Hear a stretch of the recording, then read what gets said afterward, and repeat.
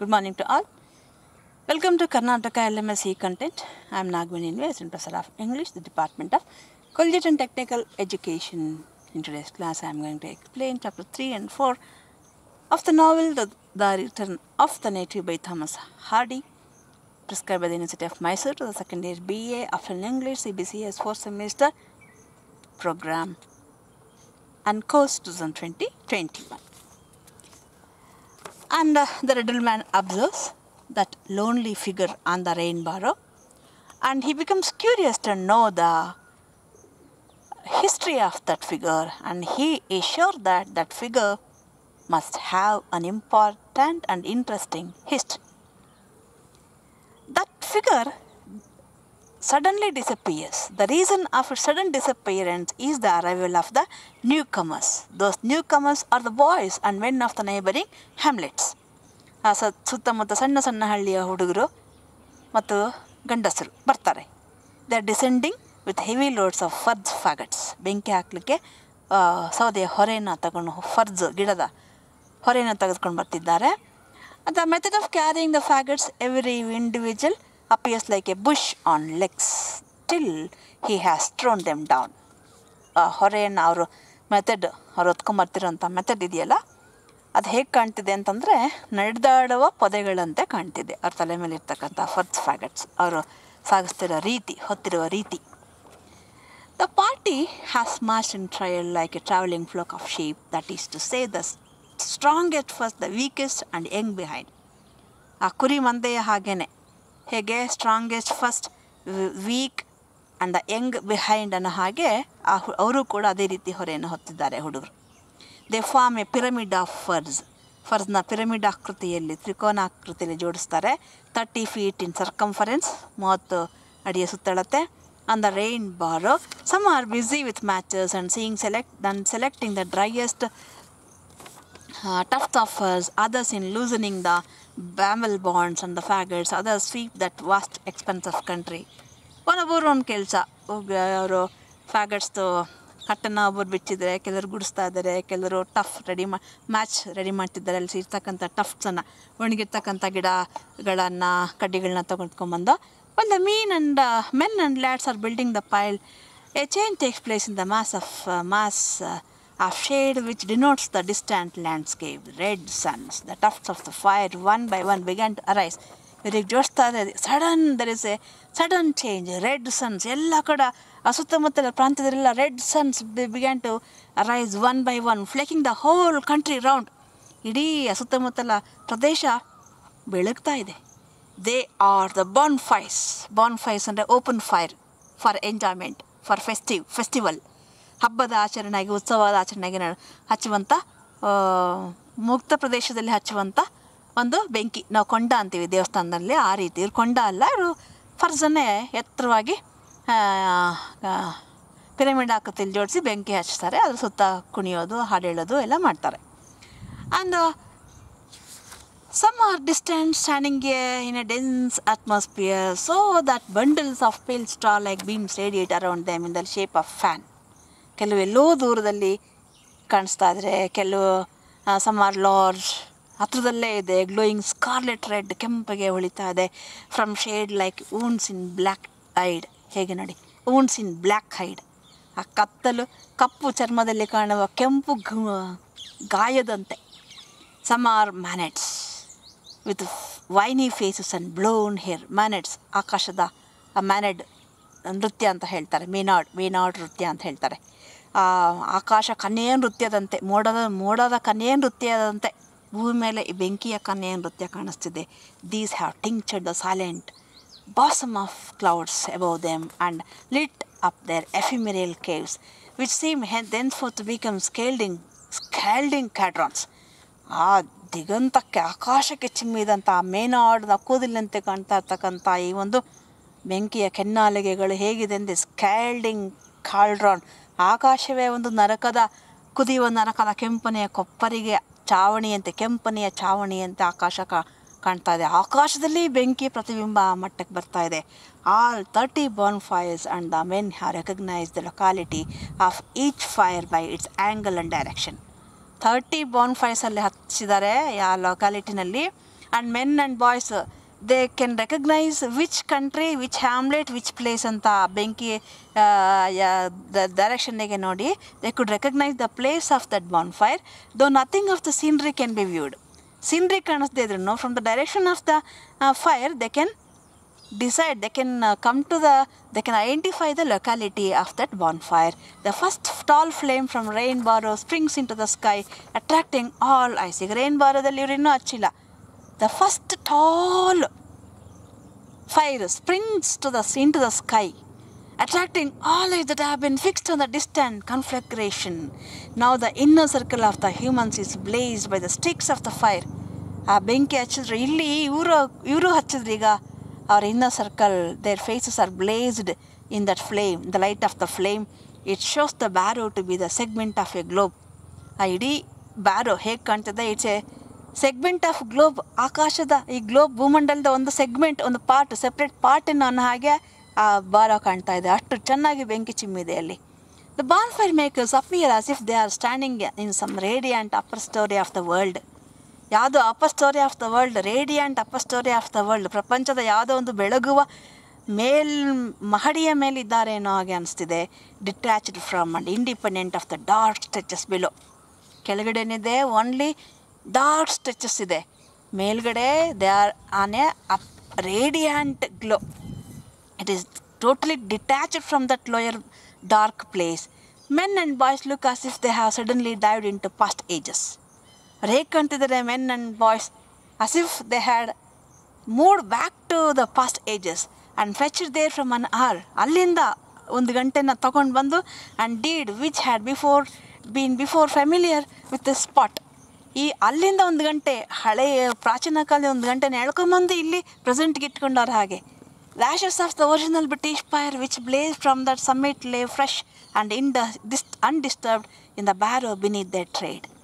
ಅಲ್ಲಿನ ಆ British fire, ಆವತ್ತಿನ ಕಾಲದ ಏನ್ಷಿಯಂಟ್ ಪೀರಿಯಡಲ್ಲಿ ಹಚ್ಚಿದಂಥ ಬ್ರಿಟಿಷ್ ಫೈರ್ದು ಬೆಂಕಿದು ಆ ಬ್ಲೇಸ್ದು ಆಶ್ ಇನ್ನೂ ಅಲ್ಲಿ ಆ ನೆಲದಲ್ಲಿದೆ. It is an instinctive and resistant act to light a fire at the winter ingress and the curfew is sounded throughout nature. It's winter, there is curfew ಅಂದರೆ ಬಿಸಿನೇ ಇಲ್ಲ, ಲೋನ್ಲಿನೆಸ್ ಇದೆ, winter ingress. ಈ ಸಮಯದಲ್ಲಿ instinctively one feels like having a fire.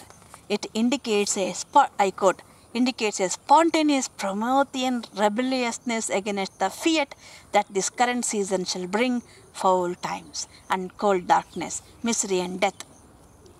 ಇದು ಒಂದು it's the Promethean rebelliousness of man against the foul times of winter, cold darkness, misery and death that winter may bring upon their heath. Black chaos comes and the fettered gods of the earth say, let there be light. In the winter there will definitely be black chaos. ಯಾವುದೋ ಒಂದು ಕರಾಳವಾದ ಕೋಲಾಹಲ ಉಂಟಾಗುತ್ತದೆ. and those gods of the Egdon Heath who fettered, they say let there be light ಅಂತ ಹೇಳಿದಾಗೆ there is bonfire on the Egdon Heath. Everything is in extremity. ಎಲ್ಲ ಅತ್ಯತಿಯಾಗಿದೆ. The beaming sight breeds in Grandfir Cantle an old man a cumulative cheerfulness which soon results in song. ಆ dark winter, darkness, winter, mist ಎಲ್ಲ extreme, ಅದ್ರ ನಡುವೆ light ಕೂಡ extreme. And this beaming sight breeds in Grandfir Cantle an old man, ವರ್ಷಕಟ a cumulative cheerfulness, ಒಂದು ರೀತಿಯ ಸಂತೋಷ ಒಟ್ಟಿಗೆ ಉಕ್ಕಿ ಬಂತು. ಎಷ್ಟು soon results in a song. He, sunning himself in the heat, stirs the fire. ಬೆಂಕಿನ ಕಲಕ್ತಾ, looking at the great sparks, begins to jig a private minuets and sing. His singing diverts the attention of others. Timothy Fairway, Humphrey Hall, Dodden, Susan and such Christian Cantle have assembled near the bonfire. The main custom of their life is to sing songs, to drink wine. ಅವ್ರು ಒಂದೇ enjoyment, ಹಾಡು ಹೇಳೋದು, wine ಕುಡಿಯೋದು. at festive and happy occasions, ಅದು ದಿನ ಅಲ್ಲ, festive and happy occasions, and to talk about the action of doers. ಅವರಿವರು ದೊಡ್ಡವ್ರದ್ದು ಮನೆ ವಿಚಾರ ಮಾತಾಡೋದು ಅಷ್ಟೇ ಅವ್ರ ಮನೋರಂಜನೆ. They go even to the extent of passing judgment and pronouncing uninvited verdicts. ಅವ್ರ ಜೀವನದಲ್ಲಿ ಹಂಗಾಯ್ತು ಹಿಂಗಾಯ್ತು ಅಂಥೇಳಿ ಮಾತಾಡ್ತಾರೆ. They pronounce even judgement also, uninvited verdict. Thomasin, Eobright and Wildave dance on their tongues and their wedding ceremony is the subject of rustic criticism. ನಾನು ಹೇಳಿದೆ Thomas ಹಾರ್ಡಿನಲ್ಲಿ ಸಣ್ಣ characters ಯಾವಾಗಲೂ play the role of chorus in Greek tragedies ಅಂತ. ಇವತ್ತಿನ topic ಏನೋ, ಅವರ ನಾಲಿಗೆಯಲ್ಲಿ ನಲಿಯುತ್ತಿರುವ ಟಾಪಿಕ್ ಏನೋ, Thomasin and Yeobright, they are dancing on their tongue, their wedding. That's the subject of their criticism now. Timothy says, I hardly blame Thomasin, I could, Eobright and neighbor Wildave for doing it quite, if I must own it. He doesn't find any fault with the marriage of Thomasin and Wildave. Susan answer says that she does not understand a quite ladylike little body like Thomasin, Eobright, caring to be married in such a mean way. ಅವಳು ಎಷ್ಟು ಎಂಥ ಹುಡುಗಿ ಅವಳು, a quiet lady like little body. And that Thomasin Yeobright caring to be married in such a mean way. ಇಷ್ಟು ಸಣ್ಣ ರೀತಿಯಲ್ಲಿ ಮದುವೆ ಆಗಬೇಕಾ, ಕೆಟ್ಟ ರೀತಿಲಿ. It's worse than the poorest do. Even the poorest people will not marry like her. And I shouldn't have cared about the man, though some may say he is good looking. If he is a good looking fellow, he is well to do, you go run away with him and marry ಅಂದರೆ I will never do it ಅಂತ ಅನ್ಸಕ್ಕೆ ಹೇಳ್ತಾಳೆ. Timothy says that Wildave is a clever, learned fellow in his way. He is a clever man, he is a learned fellow. He was as clever as Clym Eobright. He is an engineer and is brought up to better things than keeping the quiet woman in. Engineer ಅವರು, ಅವನು ದೊಡ್ಡ officer ಆಗೋಕ್ಕೆ ಅಂತ ನೋಸಿರೋದು. ಆದರೆ he has brought down himself by keeping that hotel quiet woman in. But he throws away his chance. ಅಷ್ಟು ದೊಡ್ಡ ರೀತಿಯಲ್ಲಿ ಓದಿದರೂ ಕೂಡ he threw away his chance and has taken public house to leave. ಹೋಟೆಲ್ನ ಇಟ್ಕೊಂಡಿದ್ದಾರೆ. and his learning is of no use to him at all. ಅದರಿಂದ though he has studied engineering, it has become no use to him. Another says that Wildave is older than Thomasin Eobright by a good few summers. A pretty maid too she is. He is older than Thomasin and she is a very pretty maid. A young woman with home, she has home also. She must be a fool to tear or smock for a man like that. ಈ ಥರ ಮನುಷ್ಯನ ಅಷ್ಟು ಒಳ್ಳೆ ಸ್ಟೇಟಸಲ್ಲಿ ಇರ್ತಕ್ಕಂಥವಳು ಮದುವೆ ಆಗಬೇಕು ಈ ರೀತಿ ಅಂದರೆ, isn't she a fool? They continue their gossips. In this gossip ಮುಂದುವರಿಯುತ್ತೆ. and a few other subjects. Finally they decide to welcome the newly married couple with songs. All the bonfires are now sinking except one on a nearby hill. Everyone is attracted towards it. ಹೀಗೆ ಅದು ಇದು ಮುಂದುವರಿಸ್ತಾರೆ. ಕೊನೆಗೆ they come to a conclusion. ಏನಾರಾಗಲೇ ಬಿಡಿ, ಅವರಿಬ್ಬರು ಇಷ್ಟ. Mrs Yeobright ಒಪ್ಕೊಂಡಿರ್ಬೋದೇನೋ, ಅಥವಾ ಒಪ್ಕೊಂಡಿಲ್ಲ ನಮಗೇನೋ. ವೆಡ್ಡಿಂಗ್ ನ್ಯೂಲಿ ವೆಡ್ ಕಪಲ್ಗೆ let us go to the inn and welcome them with a song ಅಂತ ಡಿಸೈಡ್ ಮಾಡ್ತಾರೆ. Timothy is sure that the fire is lit with a cleft wood. ಅಲ್ಲಿ ರೈನ್ ಬಾರ ಮೇಲೆ ಒಂದು ಇನ್ನೂ ಉರಿತಾ ಇದೆ ಬಾನ್ ಫೈರ್, ಅದ್ರ ಕಡೆ ಗಮನ ಹೋಗುತ್ತೆ. ಈಗ ಆ ಕಡೆ ಗಾಸಿಪ್ ಶುರುವಾಗುತ್ತೆ. ಟಿಮೋತಿ ಹೇಳ್ತಾನೆ, ಅಷ್ಟು ಚೆನ್ನಾಗಿ ಇಷ್ಟೊತ್ತು ಥರ ಉರಿತಾ ಇದೆ ಅಂದರೆ it might be lit with cleft wood ಅಂತ ಹೇಳ್ತಾನೆ, which burns clean and it is on the knap afore the old captain's house at Mistover Knap. Old captain ಮನೆ ಮುಂದೆ ಇದೆ. He appreciates the old captain as a strange man to have little fire inside his own bank and ditch. ತನ್ನ ಮನೆ compound ಒಳಗಡೆನೇ ಆತ ಬೆಂಕಿ ಹಾಕ್ಕೊಂಡಿದ್ದಾನೆ. Old captain is a strange man that nobody else may enjoy it.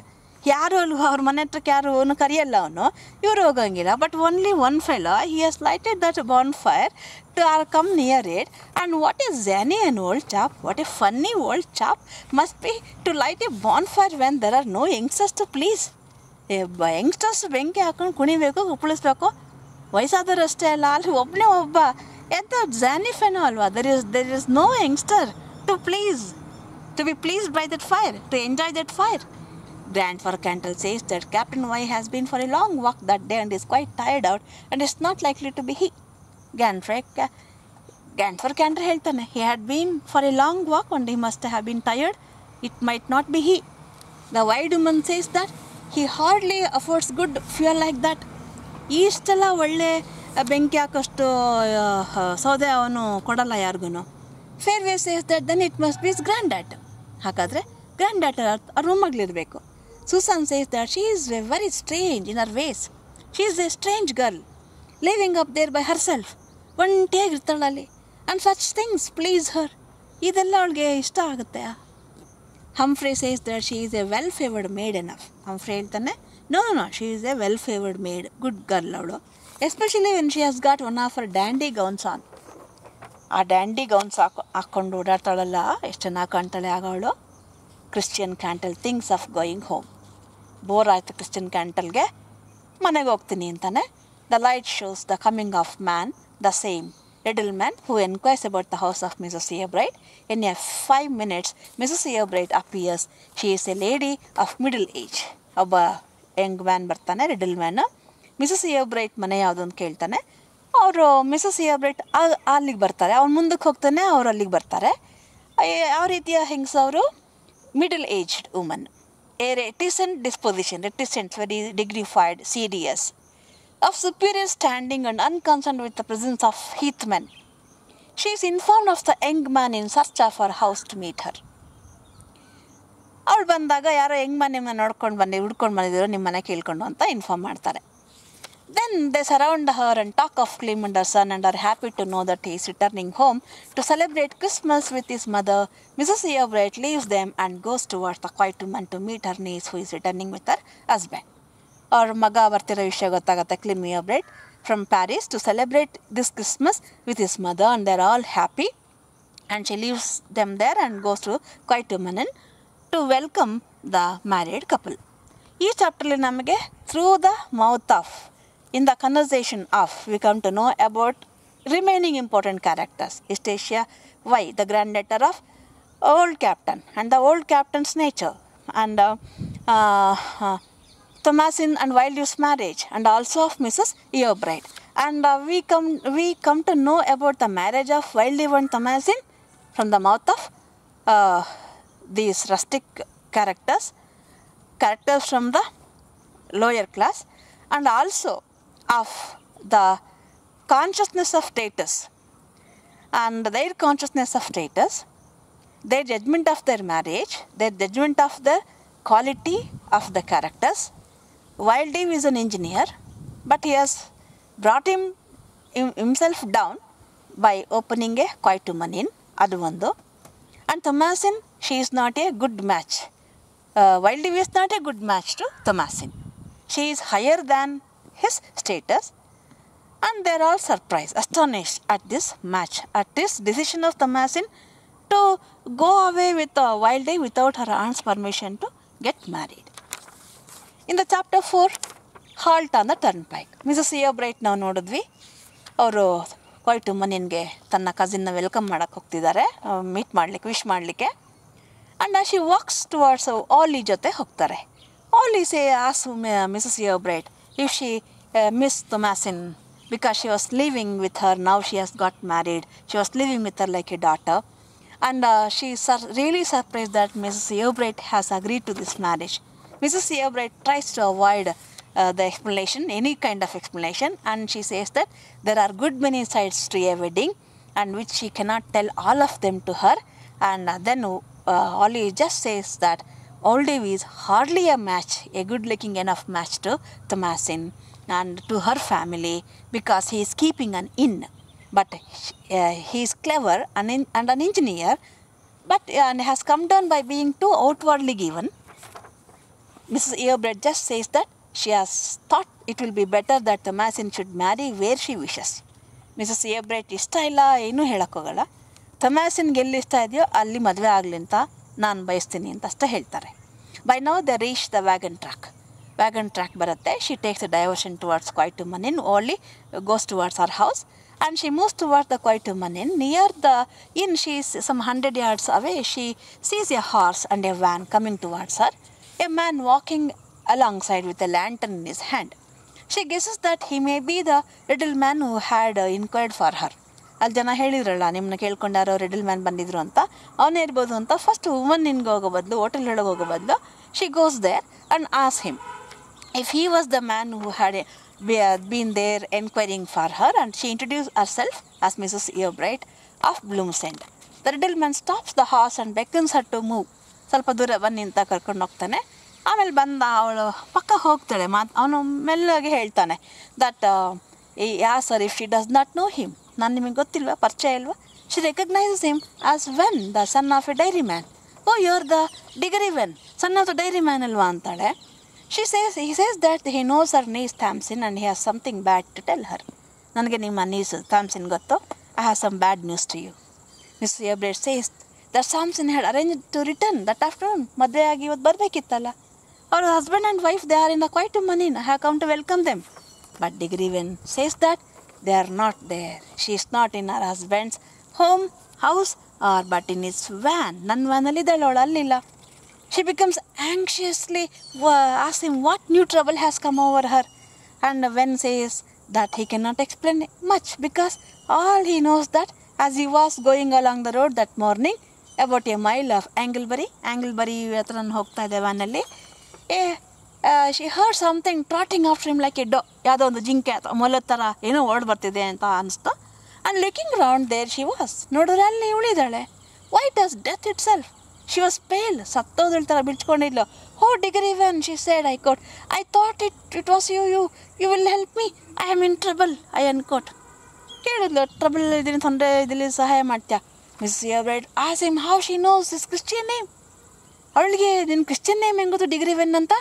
He replies that he had met her as a ballad before we went away in the trade. ನಾನು ಈ trade ಶುರು ಮಾಡೋಕ್ಕೆ ಮುಂಚೆ ಹುಡುಗ ಆಗಿದ್ದಾಗ ಅವಳನ್ನ ಭೇಟಿ ಮಾಡಿದ್ದೆ.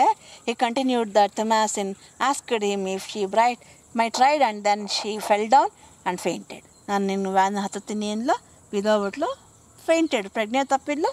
So I picked her up and put her in. She has been there ever since. She has cried a good deal, ತುಂಬ ಹತ್ಲು, but has hardly spoken. ಏನು ಮಾತಾಡ್ತಿಲ್ಲ. She has told him that she was to have been married that morning. ನಾನು ಈ ದಿನ ಮದುವೆ ಆಗಬೇಕಿತ್ತು ಅಂತ ಅಷ್ಟೇ ಅವಳು ಹೇಳಿದ್ದು. He tried to get her to eat something but she could not and at last fall asleep.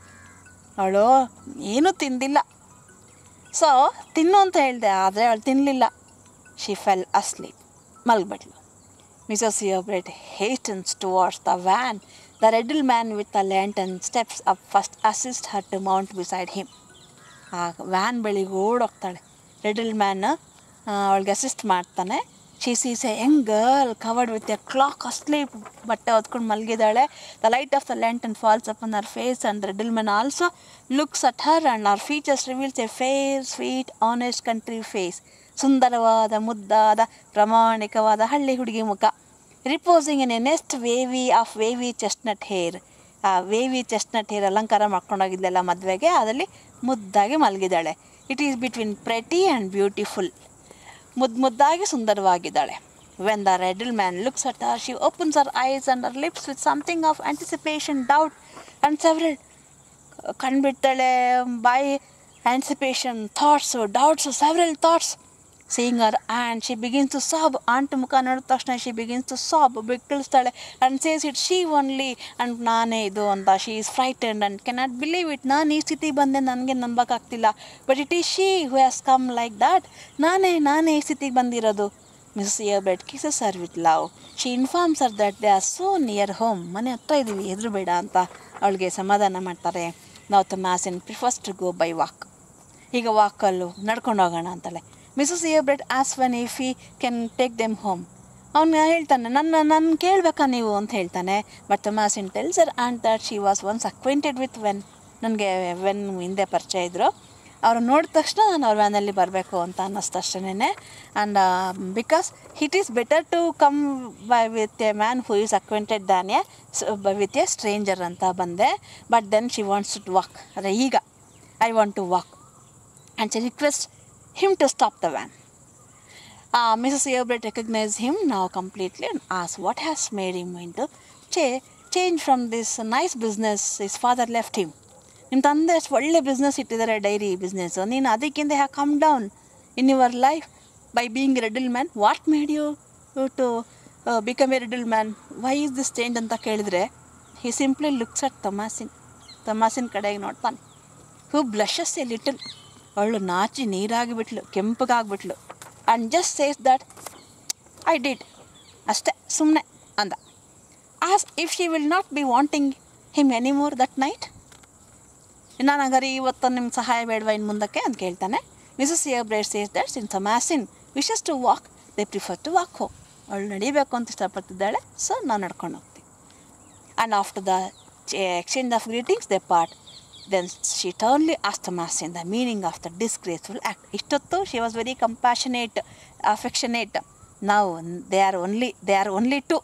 ಇಬ್ಬರೇ ಇದ್ದಾರೆ. ಆಗ ಮೂರನೇ ವ್ಯಕ್ತಿ ಇದ್ದಾಗ ಏನು ತೋರಿಸ್ಲಿಲ್ಲ. ಈಗ very sternly, strictly she demands reason or meaning of that disgraceful act. ಈ ಥರ ಅವಮಾನಕರವಾದ ಘಟನೆಗೆ ಏನು ಕಾರಣ ಹೇಳೋ ಅಂತ ಗಂಭೀರವಾಗಿ ಕಠಿಣವಾಗಿ ಕೇಳ್ತಾರೆ.